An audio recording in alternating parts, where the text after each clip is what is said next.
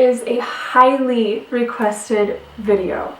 Today we're going to be talking about something that I get DM'd about. People comment on my videos, on my Instagram posts, they email me. People are always asking what to do when you have art block, how to get out of art block, how to come up with original ideas, how to get the motivation to draw something, to get back into art. Lots of people are asking this question. I've asked this question many times before. We're always searching for new ideas of how to get more motivation and more inspiration for your art practice. So stay tuned to hear my top 10 ways on getting out of art block. But before we get into that, I need to give a brief shout out to the sponsor of this video, which is Skillshare, which actually ties in really nicely with the subject of this video. For those of you who don't know, Skillshare is an online platform that is home to thousands of videos centering around art, business, things like photography, painting, sculpting, how to be more productive, how to paint better, good ways to get out of art block, just like this video is about. It'll help you acquire new skills, it'll help you chill and relax by doing something creative, it'll give you new perspectives, and it'll also give you ways to connect to other artists because the classes are interactive in that they usually have a little project section where people can upload their projects and comment on other people's projects and just see like how everybody has responded to the class. The classes on Skillshare are also generally pretty short. The one that I'm going to recommend to you guys today was under an hour in total. It was about 40-50 minutes. The class is by Carly Kuhn and it is called Start Drawing: 3 fun, freeing exercises to spark your creativity. And I did that class and I had a good time, and like I said before, it really ties into the topic of this video because it's all about loosening up those creative juices in your brain and getting things out on paper and getting that creativity just flowing. So all in all, I highly recommend Skillshare. It's pretty cheap too, it's very affordable. If you get the premium annual membership, it is less than $10 a month. And I also have a little special gift for you guys. If you go down to the description, you will get a free trial of the premium membership. Just click the link down there and you're good to go. And with that being said, thank you Skillshare again for sponsoring this video, and let's get into the tips on how to defeat art block. To make it easy for myself and you all, I've decided to write down what my tips are, and I will have all these things written down in the description of this video, so if you forget some of the points that I've made, then you can just head down to the description and be reminded of my 10 ways to fight art block. So let's get started. The first suggestion is to do a contour drawing. On here I wrote a blind contour drawing, but you can honestly just do any variation of a contour drawing. Now that I've said that word 1,000,001 times, what is contour? What is a contour drawing? So the contour of something is just basically a fancy way of saying the lines that make up an object. You're basically just looking at the outline, the general lines and shape of an object, and putting that down on paper. The good thing about doing a blind contour drawing is that you're only focusing on the lines of the object that you're drawing. And it doesn't have to be just like an object, like it can be like a person, a scene, and you're just focusing on all the lines that go into making that thing and putting it down on paper. And the different variations, it can just be a combination of different things. So you could switch to your non-dominant hand and do it blindly by just looking at the object, not looking at the paper. You could also just make it super easy for yourself and look at the object and the paper and use your dominant hand and just try to focus on drawing the lines. Just switch it up, make it fun. Your drawings will all come out differently and it'll look really cool in the end, and it may even give you some more ideas for further projects. I will stop right there and say that is the hope for all of these little suggestions that I'm giving you. I hope that when you do these exercises, or when you even hear about these exercises, they will give you inspiration for doing something else, because good ideas lead to more good ideas, lead to more good ideas, and it's just like a domino effect. So these are hopefully just helping to wake up your inner artist and getting them ready to go. The next idea I have is to do some sort of random idea generator. And there are two ways, probably many more ways to do this, but two ways that I wrote down were to either look online. There's lots of random generators online. You could randomly generate a word, a number, colors probably. I don't know what all is online, but you could generally find anything online. Just a little scary sometimes. Or you could make your own random idea generator. Just grab a bunch of paper, write a bunch of words, nouns, actions if you want, descriptors, like whatever. Cut up each of those words, like a word per slip of paper, put them all in a jar, and then draw, like, give yourself a number. Draw one of them, draw 3 of them, draw 5 of them, draw 15 of them, it doesn't matter. And then make a drawing that somehow involves all of the words that you pulled out of the jar. I think that's a really fun thing to do, and it's definitely something that can help you to think outside of the box, do something you wouldn't normally do, because we as artists really can get stuck in ruts that we just kind of create for ourselves. Another thing you can do is just experiment. It sounds simple, and you could pretty much just take all of these ideas and put it under that one word, but it is important to emphasize the importance of experimentation as an artist. It's important to play as an artist, because when you're playing around with your art, with your practice, whether you're changing up the materials, the subject matter, the style, when you're just playing around with it, that again helps your creativity to start flowing, and you're practicing, you are having fun, you're coming up with more ideas, you're getting more tools for your like artistic repertoire. It's something I've had to learn, definitely. In college, it's often easy for me to get into art block because I have so many things going on, and I start to feel that every piece of art I make has to be for a purpose because I don't have that much time. And I can get into ruts like that, and it's really not good for me. I need to remember to have fun with art and to not let it become a chore, because that would just ruin everything for me. So, very important lesson to remember to play and experiment with your art making. Next is challenges. There's so many challenges. I'm sure you guys have all participated in at least one if you are an artist that has been on social media. People are always posting like little prompt lists, just competitions even, that challenge you to do something different with your art. The prompt lists, you can find those anywhere. There's Inktober, of course, but there's artists that post prompt lists year-round. You can also find some on Google. Limited color palette, that's a challenge that I haven't done in a while, but I really have enjoyed it every time I have done it. You can also use your non-dominant hand, like I mentioned at the beginning of this video. Give up some of that control and see what you can come up with that's outside of the norm. And then I also just wrote down, look online for more challenges or make them up yourself. Use your creativity, get ideas from friends, get them to challenge you to do something.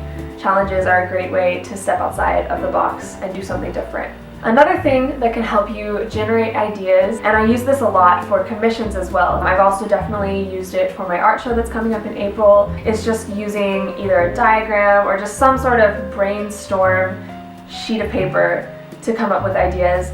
A diagram maybe for the more organized of us, or even just the people who want to make it look prettier. Generally my brainstorm sheets, they may start out as a very organized diagram, but they often end up not that at all. But I like to get a really nice big sheet of paper, write down whatever comes to mind. If something I wrote down inspires another idea, then I will usually draw like a little arrow to that idea and write it down. Think about it as like your thinking chair from Blue's Clues, where you kind of go to the sheet of paper to come up with great ideas, to think outside of the box, to let your brain just go wild. I did mention a big sheet of paper, and I highly recommend that because I think it helps you to be more loose with your ideas, and it's just more fun that way.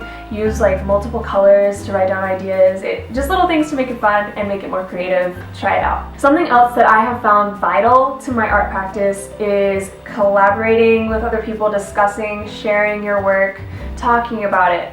Just simply like having a conversation, opening up, telling somebody about what you're working on, it can really help you generate more ideas. Even if they aren't contributing much to the conversation, usually when you talk about something out loud, it gets the wheels in your brain turning and you come up with more ideas than you ever would have by just thinking about it by yourself.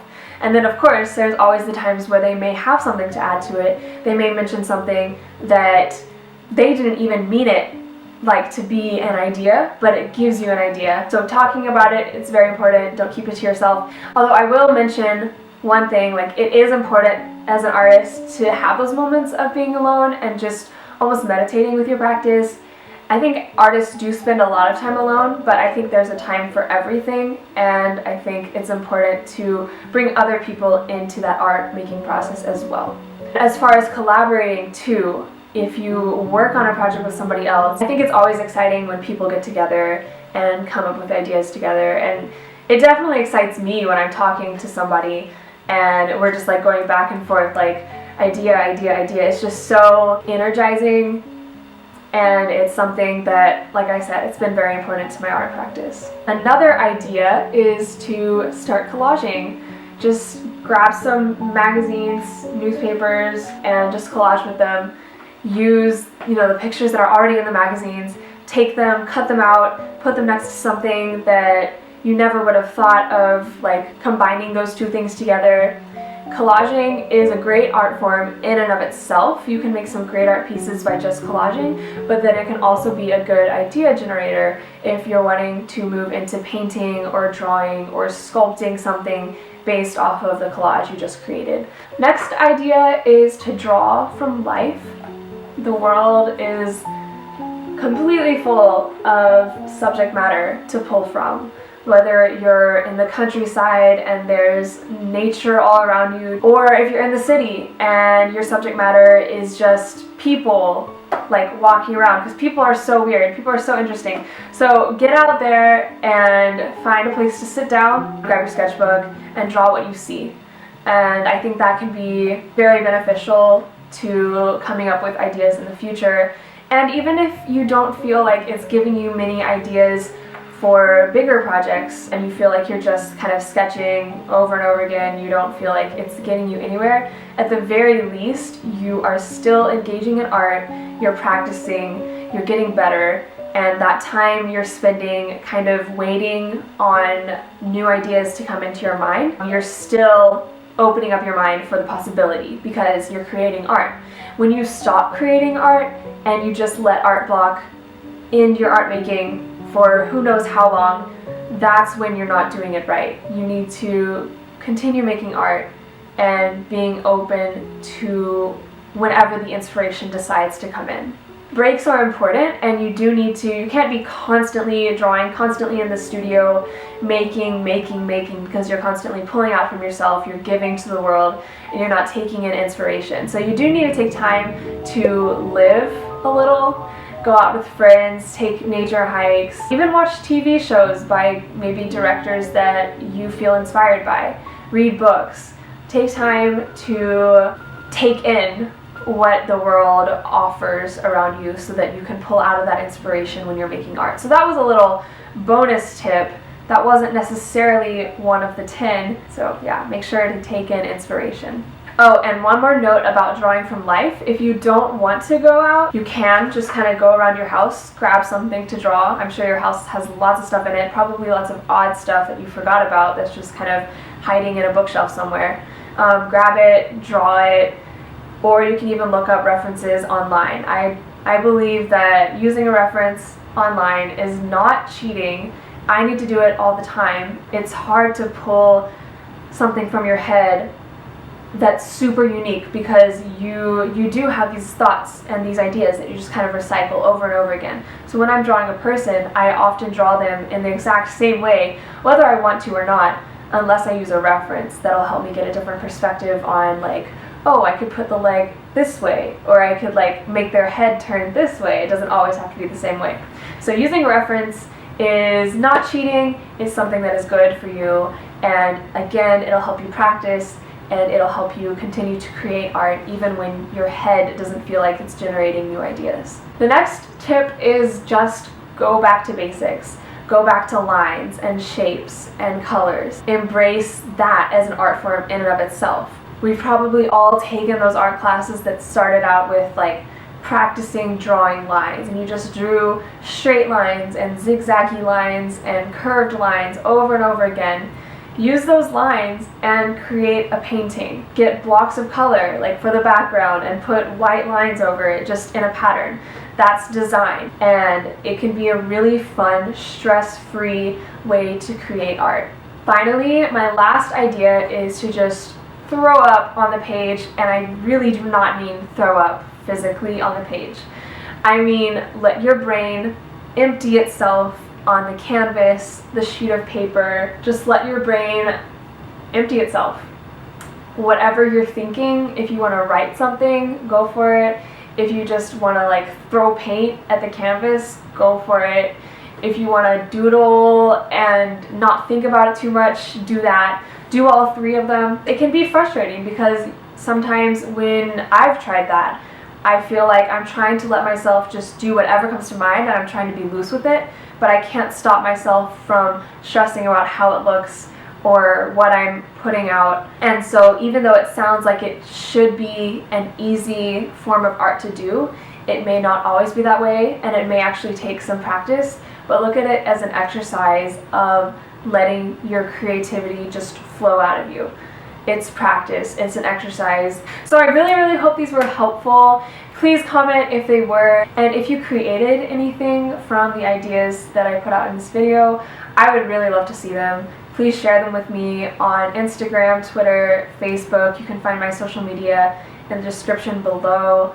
If you really want to share with me and you don't have any social media, I am more than happy to check my email, and I have that written below as well.